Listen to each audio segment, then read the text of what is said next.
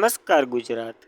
આજે આપણે જોઈશું 15 ડિસેમ્બર 2024નું મોસ્ટ ઇમ્પોર્ટન્ટ કરંટ અફેર। તે પહેલાં ખાસ કરીને ચેનલ ઉપર નવા હોય તો ચેનલને સબસ્ક્રાઈબ કરવી, વિડીયો પસંદ આવે તો લાઈક કરવો અને તમારા મિત્રોને શેર પણ કરવો। તો ચલીએ આજનો ક્લાસ શરૂ કરીએ આપણે। તો તાજેતરમાં જ યુનિવર્સ હેલ્થ કવરેજ ડે 2024 ક્યારે મનાવવામાં આવ્યો? તો 12 ડિસેમ્બરના રોજ દર વર્ષે મનાવવામાં આવે છે આ દિવસ। તો યુનિવર્સ હેલ્થ કવરેજ ડે 2024ની વાત કરીએ તો 12 ડિસેમ્બર 2017ના રોજ જે યુનાઇટેડ નેશનલે ઠરાવ પાડી અને 12 ડિસેમ્બરે ઇન્ટરનેશનલ યુનિવર્સ હેલ્થ કવરેજ ડેને એટલે કે યુએસસી ડે તરીકે ઉજવવાની જાહેર કરી હતી અને ત્યારથી જ દર વર્ષે ઉજવવામાં આવે છે આ દિવસ। જ્યારે 12 ડિસેમ્બરના રોજ યુનિવર્સ હેલ્થ કવરેજ એ બધા માટે સ્વાસ્થ્ય માટે વધતી ચળવળ માટે જે વાર્ષિક રેલિંગ પોઈન્ટ છે, એટલે દર વર્ષે ઉજવવામાં આવતો એક દિવસ છે। તો યાદ રાખવો આની થીમ તો કે આરોગ્ય તે સરકાર પર છે, એટલે કે સરકાર બધી આરોગ્ય કરી શકે એનામાં એટલી તાકાત છે। હવે સરકાર શું કરે જોઈએ। ત્યારબાદ 12 ડિસેમ્બરે એક બીજો દિવસ પણ ઉજવવામાં આવે છે, આંતરરાષ્ટ્રીય તટસ્થતા દિવસ એટલે કે ઇન્ટરનેશનલ ન્યુટ્રાલિટી ડે। તો ખાસ કરીને આ બંને દિવસો યાદ રાખવા। જ્યારે ભારતમાં આ ડે સ્પેશિયલ શું છે તો કે આયુષ્માન ભારત પ્રધાનમંત્રી જન આરોગ્ય યોજના આપણા નરેન્દ્ર મોદીએ શરૂઆત કરી હતી 23 સપ્ટેમ્બર 2018 રાંચી ઝારખંડથી, અને આમાં કુટુંબ દીઠ ક્રેડિટ ફેક્ટર વીમો આપવામાં આવે છે, જેની હમણાં ઉંમર પણ વધારી હતી, આપણે જોયું હતું 70 વર્ષ કે તેથી વધુની વયના વરિષ્ઠ નાગરિકો પણ આનો યુઝ કરી શકે। તો ખાસ કરીને 5 લાખ જેટલી સહાય આપવામાં આવે છે। ગુજરાત સરકારે વર્ષમાં 10 લાખના કર્યા હતા, પાછા 5 લાખના કરી નાખ્યા, તો યાદ રાખવી આ એક પોઈન્ટ પર। ત્યારબાદ ડિસેમ્બરના દિવસો જોઈ લઈએ। 1 ડિસેમ્બર વિશ્વ એઇડ દિવસ, 2 ડિસેમ્બર વિશ્વ કમ્પ્યુટર સાક્ષરતા દિવસ, ગુલામી નાબૂદી માટેનો આંતરરાષ્ટ્રીય દિવસ અને રાષ્ટ્રીય પ્રદૂષણ નિયંત્રણ દિવસ। જ્યારે 3 ડિસેમ્બર વિકલાંગ વ્યક્તિઓનો આંતરરાષ્ટ્રીય દિવસ, 4 ડિસેમ્બર વિશ્વ વન્યજીવ સંરક્ષણ દિવસ, આંતરરાષ્ટ્રીય સીતા દિવસ અને આંતરરાષ્ટ્રીય બેંક દિવસ। જ્યારે ભારતીય નૌકાદળનો દિવસ પણ ઉજવવામાં આવે છે 4 ડિસેમ્બરના રોજ। 5 ડિસેમ્બર વિશ્વ માટી દિવસ અને આંતરરાષ્ટ્રીય સ્વયંસેવક દિવસ, 7 ડિસેમ્બર સશસ્ત્ર દળોનો ધ્વજનો દિવસ, 7 ડિસેમ્બરે બીજો દિવસ તો કે આંતરરાષ્ટ્રીય નાગરિક ઉડ્ડયનનો દિવસ પણ મનાવવામાં આવે છે। 9 ડિસેમ્બર આંતરરાષ્ટ્રીય ભ્રષ્ટાચાર વિરોધી દિવસ, 10 ડિસેમ્બર વિશ્વ માનવ અધિકાર દિવસ, 11 ડિસેમ્બર વિશ્વ પર્યાવરણ દિવસ અને આ 21 ડિસેમ્બરે વિશ્વ ધ્યાન દિવસ આ વખતે પ્રથમ વખત ઉજવવાના છે। તો આ માહિતી યાદ રાખવી દિવસોને લગતી। ત્યારબાદ કોણે એઆઈ વિડીયોઝ જનરેશન માટે સોટા ટર્બાન લોન્ચ કર્યું છે? તો ઓપન એઆઈએ આ લોન્ચ કર્યું છે। ટૂંકમાં આમાં વિડીયો તમે એઆઈ દ્વારા કેમ ફોટોને બધી સર્ચ કરીને જે જનરેટ થઈ જાય એવી રીતના આમાં થઈ જાય। તો open AIA AI video generation માટે સોરા ટર્બો લોન્ચ કર્યું છે અને ઓપન એઆઈએ સત્તાવાર રીતે પેઇડ સબસ્ક્રાઇબર્સે જે પોતાના પૈસા ભરીને જે યુઝ કરે છે તેને બહુ અપેક્ષિત AI video generation model Sora launch કર્યું છે અને સોરા ટર્બો તરીકે પણ કરવામાં એટલે કે મોડલ તરીકે પણ વિકસાવવામાં આવ્યું છે આને। જ્યારે આના વપરાશકર્તા 1080p એટલે કે પિક્સેલ રિઝોલ્યુશનમાં 20 સેકન્ડ લાંબા વિડીયો જનરેટ કરવાની મંજૂરી આપી છે। તો ટૂંકમાં બધી એઆઈથી થઈ જાય, તમારે ખાલી લખી દેવાનું, એ પોતાની આપે કરી નાખશે। એઆઈ વિશે તમે બધી માહિતગાર જ હશો। ત્યારબાદ એઆઈને લગતા થોડાક પ્રશ્ન જોઈ લઈએ। તો કે ભારતની પ્રથમ એઆઈ ફિલ્મ હતી અરીહા। જ્યારે વર્લ્ડ હેલ્થ ઓર્ગેનાઇઝેશને તેમનું પ્રથમ એઆઈ સંચાલિત ડિજિટલ હેલ્થ પ્રમોટ લોન્ચ કર્યું હતું, જેનું નામ તો કે સરાહ હતું, અને ભારતની પ્રથમ એઆઈ સોફ્ટવેર એન્જિનિયર દેવિકા હતી। વિશ્વમાં પ્રથમ એઆઈ પ્રવક્તા જે યુક્રેનમાં હતા વિક્ટોરિયા સી એનું નામ હતું, લોન્ચ કર્યું હતું। જ્યારે જંગલમાં આગ શોધવા માટે પ્રથમ અદ્યતન એઆઈ સિસ્ટમ શરૂ કરી હતી પેસ ટાઈગર રિઝર્વમાં, એનું નામ તો કે પેન્ટોરા હતું। જ્યારે આઈસીસીઆઈ લેમાર્ડ અને એઆઈ સંચાલિત આરોગ્ય વીમા ઉત્પાદન એલિવેન્ટ લોન્ચ કર્યું હતું। વિશ્વની પ્રથમ મિસ એઆઈ બની હતી કેન્જા લીલી, અને એઆઈ ચેકબોટ સેવા સેબી દ્વારા શરૂ કરવામાં આવ્યું હતું આ એક પોર્ટલ। ત્યારબાદ રિલાયન્સ ગ્રુપ દ્વારા બ્રાન્ડ એટલે કે મગજ એઆઈ સ્યુટ લોન્ચ કરવામાં આવ્યું હતું। ઓલ પાવડર શોપિંગ આસિસ્ટન્ટ રૂફન્ટ એમેઝોન દ્વારા લોન્ચ કરવામાં આવ્યું હતું। સેબીએ સેવા આપણે જોઈ ગયા। વૈશ્વિક એઆઈ સમિટ 2024 હૈદરાબાદમાં થઈ હતી અને પ્રથમ આંતરરાષ્ટ્રીય એઆઈ સંધિ જેમાં યુકે અશ્વિની વૈષ્ણવ ભારત તરફથી ભાગ લેવા ગયા હતા યુકે ખાતે, આનું આયોજન યુકેમાં થયું હતું। તો યાદ રાખવા આ પ્રશ્નો એઆઈને લગતા। ત્યારબાદ સીએમ પેમા ખાંડુએ ઈગલ નેસ્ટ બર્ડ ફેસ્ટિવલ 2025નું લોગોનું અનાવરણ કર્યું છે. આનું આયોજન ક્યાં થવાનું છે? આની ચોથી આવૃત્તિ છે. તો એનું આયોજન પ્રેમા ખાંડુ ક્યાંના સીએમ છે? તો કે અરુણાચલ પ્રદેશ, અને ત્યાં જ આનું આયોજન થવાનું છે. તો સીએમ પ્રેમા ખાંડુએ ઈગલ નેસ્ટ બર્ડ ફેસ્ટિવલ 2025માં જે જાન્યુઆરીમાં આનું આયોજન થવાનું છે 2025ના શરૂઆતમાં જ, જેના લોગોનું અનાવરણ કરી દીધું છે. અને અરુણાચલ પ્રદેશના સીએમ પેમા ખાંડુએ ઈગલ નેસ્ટ બર્ડ ફેસ્ટિવલના નવા લોગોનું અનાવરણ કર્યું, જે જૈવ વિવિધતા સમકક્ષ અને સમુદાયના નેતૃત્વ હેઠળ ઇકો ટુરિઝમને પ્રોત્સાહન આપવા અને તેમના કેલેન્ડર ઇવેન્ટ તરીકે પણ ચિહ્નિત છે. એટલે ટૂંકમાં એક ફેસ્ટિવલ દર વર્ષે યોજાય છે. અને તેની ચોથી આવૃત્તિ જાન્યુઆરી જે 17થી 19 જાન્યુઆરી 2025ના રોજ સુનિશ્ચિત કરવામાં આવી છે. ક્યાં યોજાશે? તો કે અરુણાચલ પ્રદેશમાં યોજાવાની છે, જેનું ટૂંકમાં લોગો થયો અનાવરણ કર્યું છે સીએમ દ્વારા. તો યાદ રાખવી આ માહિતી. ત્યારબાદ અરુણાચલ પ્રદેશની વાત કરીએ તો કેપિટલ ઈટાનગર છે. સીએમ તો કે પ્રેમા ખાંડુ છે અને ગવર્નર તો કે કેવલ્ય ત્રિવિક્રમ પનારાય છે. તો યાદ રાખવી આ માહિતી અરુણાચલ પ્રદેશની બેઝિક. ત્યારબાદ થોડાક આવા જ ફેસ્ટિવલો જોઈ લઈએ. તો પૂર્વોત્તર રાજ્ય પર ધ્યાન કેન્દ્રિત કરવા પ્રથમ ભારતીય કલા ઉત્સવ સિકંદરાબાદ તેલંગાણામાં શરૂઆત કર્યો હતો દ્રૌપદી મુર્મુ દ્વારા. જ્યારે 50મો ઉસ્તાદ અન્નાઉદ્દી ખાન મહોત્સવ ક્યાં યોજાયો હતો? તો કે મધ્યપ્રદેશમાં. જલ જાગર ઉત્સવ છત્તીસગઢમાં યોજાયો હતો. કર્મપુંજા ઉત્સવ ઝારખંડમાં યોજાયો હતો. અલાઈ બલાઈ ફેસ્ટિવલ તેલંગાણામાં યોજાયો હતો.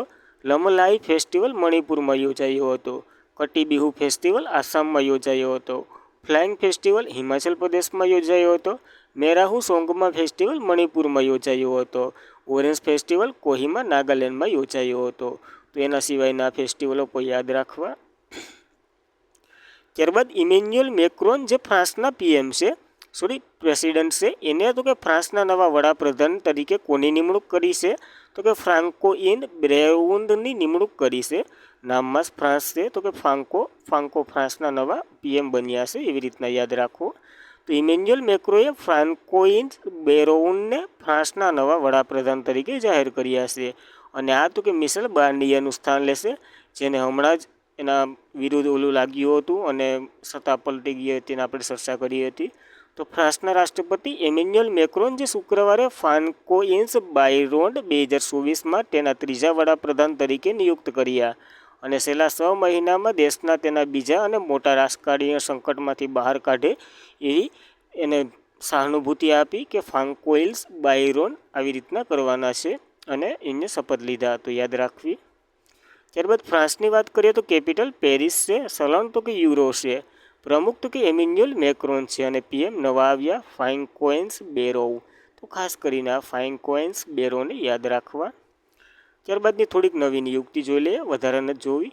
તો શ્રીલંકાના પીએમ હરણી અમરસુયા બન્યા હતા. પ્રેસિડેન્ટ અનુરાગ કુમાર દિસનાયક બન્યા હતા. ફ્રાન્સના પીએમ તો કે ફ્રાન્કોઇસ બેરોઉ બન્યા છે. અલ્જેરિયાના રાષ્ટ્રપતિ અબ્દેલ માજીદ તેબુન્ને બન્યા છે. થાઇલેન્ડના પીએમ પેન્ટાગન સિનાવાત્રા બન્યા છે. ટુનિશિયાના પીએમ કામિની મંડોદરી બન્યા છે. ઓસ્ટ્રેલિયાના પીએમ કિસ્ટન મિશેલ બન્યા છે. ઈરાનના પ્રમુખ મિશેલ પેલેસ્ટિયન બન્યા છે. જાપાનના પીએમ શિગેરુ દેશિવા બન્યા છે. નેધરલેન્ડના પીએમ ડિક સુફ બન્યા છે. અને ઇન્ડોનેશિયાના નવા રાષ્ટ્રપતિ પ્રબોધ સુબિયાન્ટો બન્યા છે. તો ખાસ કરીને આ નવી નિયુક્તિ પણ યાદ રાખવી. ત્યારબાદ ફોર્બ 2024 વિશ્વની સૌથી શક્તિશાળી યાદીમાં કેટલી ભારતીય મહિલાઓને સ્થાન મળ્યું છે? તો માત્ર 3 ભારતીય મહિલાઓને સ્થાન મળ્યું છે આ રિપોર્ટમાં. તો ફોર્બે 2024ના જે વિશ્વની સૌથી શક્તિશાળી મહિલાઓની યાદી બહાર પાડી, એમાં 3 ભારતીય મહિલાઓને સ્થાન છે. જેમાં તો ફોર્બ તાજેતરમાં જ વિશ્વની 100 શક્તિશાળી મહિલા 2024ની યાદી બહાર પાડી, જેમાં 3 મહિલાઓના નામ વાત કરીએ તો જો પહેલા નંબર ઉપર સુરીલા વોન્ડ ડેન લેયર છે, જે બેલ્જિયમના છે. ભારતમાં વાત કરીએ તો પહેલા નંબર ઉપર નિર્મલા સીતારમન છે, જે આમ વિશ્વમાં વાત કરીએ તો 28મા નંબર ઉપર છે. રોશની નાદર મલ્હોત્રા 81મા નંબર ઉપર છે. કિરણ મજમુદાર 82મા નંબર ઉપર છે. ભારતમાં પહેલો, બીજો અને ત્રીજો નંબર છે. નિર્મલા સીતારમન, રોશની નાદર મલ્હોત્રા અને કિરણ મજુમદાર. તો ખાસ કરીને આ ત્રણેય મહિલાઓને યાદ રાખવી. ત્યારબાદ કઈ ભારતીય ફિલ્મએ ગ્લોબલ સસ્ટેનેબિલિટી ફિલ્મ એવોર્ડ જીત્યો છે? તો ધ કુંબાયન્ટ સ્ટોરીએ આ એવોર્ડ જીત્યો છે. તો જોઈએ તો ભારતીય ફિલ્મ ધ કુંબાયન્ટ સ્ટોરી એ ગ્લોબલ સસ્ટેનેબિલિટી ફિલ્મ એવોર્ડ જીત્યો છે. અને ભારતીય ફિલ્મ ધ કુંબાયા સ્ટોરી એ 13મા TVE ગ્લોબલ સસ્ટેનેબિલિટી ફિલ્મ એવોર્ડમાં ટ્રાન્સફોર્મિંગ સોસાયટી શોર્ટ ફિલ્મ કેટેગરીમાં જે આંતરરાષ્ટ્રીય સ્તરે આ એવોર્ડ મેળવ્યો છે. કયો? તો કે ગ્લોબલ સસ્ટેનેબલ ફિલ્મ એવોર્ડ જીત્યો છે. અને આ કાર્યક્રમનું આયોજન લંડનના આઇકોનિક ગાલ્ફા સ્થળ ખાતે થયું હતું. અને જે આ ફિલ્મ છે ધ કુંબાયા સ્ટોરી એના દિગ્દર્શક તો કે નિવેદિતાબેન છે. ખાસ કરીને એટલી માહિતી ઘણી.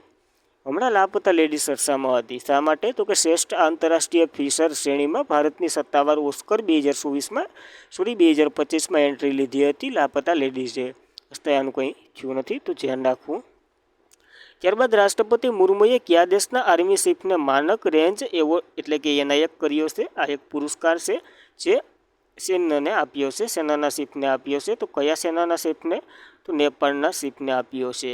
તો નેપાળના આર્મી ચીફને રાષ્ટ્રપતિ મુર્મુએ માનક રેન્જ એનાયત કર્યો છે. અને આ પરંપરા તો કે 1950થી આ પરંપરા ચાલી આવી છે. હમણાં જ આપણે ઉપેન્દ્ર ત્રિવેદી આર્મીના ચીફ છે એને નેપાળ સરકાર દ્વારા આવો એક રેન્જ આપવામાં આવ્યો હતો. હવે દ્રૌપદી મુર્મુ કે હમ કિસી કા નહીં રખતે, ઉસને વાપસ અપના લौटा દિયા, દૂસરા કા નહીં. ટૂંકમાં જો સન્માન તમે દેશો તો અમે આપશું, એવી રીતના કંઈક છે.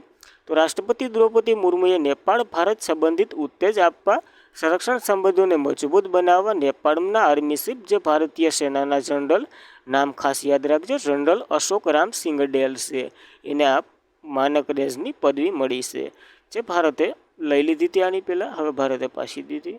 નેપાળની વાત કરીએ તો કેપિટલ કાઠમંડુ છે, ચલણ નેપાળી રૂપિયો છે, પ્રમુખ રામચંદ્ર પોંડેલ છે અને PM KP શર્મા ઓલી છે. તો ખાસ કરીને એટલી બેઝિક નેપાળ વિશે માહિતી યાદ રાખવી. ત્યારબાદ કયા રાજ્ય અથવા યુનિયન ટેરિટરીના મુખ્યમંત્રી મહિલા સન્માન યોજના શરૂ કરી છે? તો દિલ્હીના જે CM હમણાં નવા બન્યા છે. કોણ બન્યા? ટ્રાય કરો જવાબ આપવાનો. તો મહિલાઓ માટે જે 1000 માસિક સહાય યોજના આગામી 10-15 દિવસમાં બહાર પાડવામાં આવશે એવું આતિશી દ્વારા જણાવવામાં આવ્યું છે, જે દિલ્હીના CM છે. તો મુખ્યમંત્રી મહિલા સન્માન યોજના અંતર્ગત આ તો કે લગભગ કેજરીવાલની સરકાર હતી તો એની જાહેર થઈ ગઈ હતી, અહીંયા તો કે અમલ કર્યો છે. અને આમાં એક નવું અપડેટ પણ જે આતિશી મારલાન છે એના દ્વારા કરવામાં આવ્યું છે, કારણ કે હમણાં ત્યાં ચૂંટણી થવાના છે 2025માં. એમાં તો કે આ 1000 છે ને એની જગ્યાએ 2500 રૂપિયા નાખવાના છે. તો કે જો પાછી અમારી સરકાર આવી ગઈ તો આ યોજના અમલીકરણ થશે. એટલે ટૂંકમાં વોલ્ટ ખરીદી રહ્યા છે જે હોય તે. CMની વાત કરીએ તો આતિશી મારલાન જે ન્યાના છે દિલ્હીના અને ત્રીજી મહિલા બન્યા છે, જ્યારે લેફ્ટનન્ટ ગવર્નર વિનયકુમાર સક્સેના છે. તો ખાસ કરીને કેન્દ્ર શાસિત પ્રદેશ દિલ્હી સૌથી વધારે વસ્તી ત્યાં છે, એટલી માહિતી યાદ રાખવી. ત્યારબાદ મહિલાઓને જે સન્માન આપતી યોજનાઓ જોઈ લે જે હમણાં ચર્ચામાં હોય. તો હર ઘર હર ગૃહિણી યોજના જે 500 રૂપિયામાં સિલિન્ડર, હરિયાણા સરકારે કીધું હતું કે અમે આપશું. લક્ષ્મી ભંડારા યોજના 1000 પૈસા પશ્ચિમ બંગાળ દ્વારા ખાતામાં નાખવામાં આવશે. મુખ્યમંત્રી લાડી લડકી બહુ યોજના 1500 રૂપિયા ખાતામાં નાખવામાં આવશે મહારાષ્ટ્રની સરકાર દ્વારા. લડકા ભાવ યોજના એ મહારાષ્ટ્રની છે. લાડકી બહેના યોજના જે 1250 રૂપિયા નાખવામાં આવશે મધ્યપ્રદેશ સરકાર દ્વારા. મુખ્યમંત્રી મહિલા સન્માન યોજના 1000 નાખવામાં આવશે દિલ્હી સરકાર દ્વારા, જે વધીને ચૂંટણી પાછી આવી છે ત્યાં સુધીમાં 2500 થઈ જાય, ધ્યાન રાખજો. ઇન્દિરા ગાંધી પ્યારી બહેના સુખ સન્માન નિધિ યોજના 1500 રૂપિયા હિમાચલ પ્રદેશ સરકાર નાખશે. CM સિસ્ટર ડોટર સ્વાવલંબન યોજના મુખ્યમંત્રી મત્સ્ય સન્માનના નામે આવી હતી, 2500 નાખવામાં આવશે ઝારખંડની સરકાર દ્વારા. મહત્તમ વંદના યોજના 1000 નાખવામાં આવશે છત્તીસગઢની સરકાર દ્વારા. અને સુભદ્રા યોજના ઓડિશા સરકારે 5000 વાર્ષિક 2 હપ્તામાં 1 વર્ષમાં નાખવામાં આવશે. તો યાદ રાખવી આવી થોડીક સન્માનને લગતી યોજનાઓ. ત્યારબાદ કયા રાજ્યમાં 7000થી વધુ લોકોએ સામૂહિક ગીત પાઠ ગાય અને વર્લ્ડ રેકોર્ડ બનાવ્યો છે? તો મધ્યપ્રદેશની સરકાર એને આવું કર્યું છે. સરકારે તો નહીં પણ લોકોનું કહેવાય. તો મધ્યપ્રદેશમાં સામૂહિક ગીતા પાઠ સાથે ગિનિસ રેકોર્ડ બનાવ્યો, જેમાં 3 જે ટોટલ બટુકો અને આચાર્યને એવું કંઈ યાદ નથી રાખવું. 7000થી વધુ લોકોએ ગીતા જયંતિ નિમિત્તે ભોપાળમાં એક કાર્યક્રમ યોજાયો હતો, ત્યાં હિન્દુ પાઠ પઢી અને ગિનિસ વર્લ્ડ રેકોર્ડ બનાવ્યો છે ટૂંકમાં. તેઓએ ભગવદ્ ગીતાના 3જા અધ્યાયમાં કર્મયોગનું પઠન કર્યું હતું અને મધ્યપ્રદેશના મુખ્યમંત્રી શિવરાજસિંહ ચૌહાણ પણ આ કાર્યક્રમમાં હાજર હતા. બસ ટૂંકમાં ગિનિસ વર્લ્ડ રેકોર્ડ બનાવ્યો છે મધ્યપ્રદેશના ભોપાળમાં. કયો તો કે 7,000 લોકોએ ગીતા બોર્ડ ગાઈને. બસ એટલું યાદ રાખવાનું. ત્યારબાદ 2024ના થોડાક આવા જ રેકોર્ડો જોઈ લઈએ તો ગુજરાતમાં 108 સ્થળોએ 50,000થી વધુ લોકોએ એકસાથે સૂર્ય નમસ્કાર કરી રેકોર્ડ બનાવ્યો હતો. અને મધ્યપ્રદેશમાં 50માં ખજુરાહ ડાન્સ ફેસ્ટિવલ દરમિયાન 1500થી વધુ નૃત્યકારોએ એકસાથે કથક નૃત્ય રજૂ કરી રેકોર્ડ બનાવ્યો હતો. ગ્વાલિયરમાં 1600 તબલા વાદકે તબલા વગાડી રેકોર્ડ બનાવ્યો હતો. ઉજ્જૈનમાં એકસાથે 1500 ડમરૂ વગાડી અને રેકોર્ડ બનાવ્યા હતા. તો યાદ રાખવા આવા રેકોર્ડો પણ. ત્યારબાદ કયા દેશના ઓલરાઉન્ડર ઇમામ વસીમે આંતરરાષ્ટ્રીય ક્રિકેટમાંથી નિવૃત્તિ લીધી છે? તો પાકિસ્તાનના ખેલાડી છે. તો પાકિસ્તાનના ઓલરાઉન્ડર ઇમામ વસીમ આંતરરાષ્ટ્રીય ક્રિકેટમાંથી નિવૃત્તિ લીધી છે. આને તો કે વ્હાઇટ બોલના ઘડવડિયા એટલે કે વ્હાઇટ બોલને જેને જન્મ આપ્યો હતો એ કહેવામાં આવે છે, એટલે કે એના શોધક. અને વસીમ પાકિસ્તાન માટે ઓડીઆઈ T20માં 130 આંતરરાષ્ટ્રીય કેટલી મેચો રમ્યા ન જાને.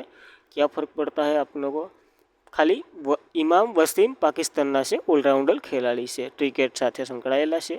તમામ ક્રિકેટમાં 100 વિકેટ લેનાર સૌથી યુવા બેટ્સમેન શાહિદ શાહ આફ્રિદી બન્યા હતા. કાલે ચર્ચા કરી હતી.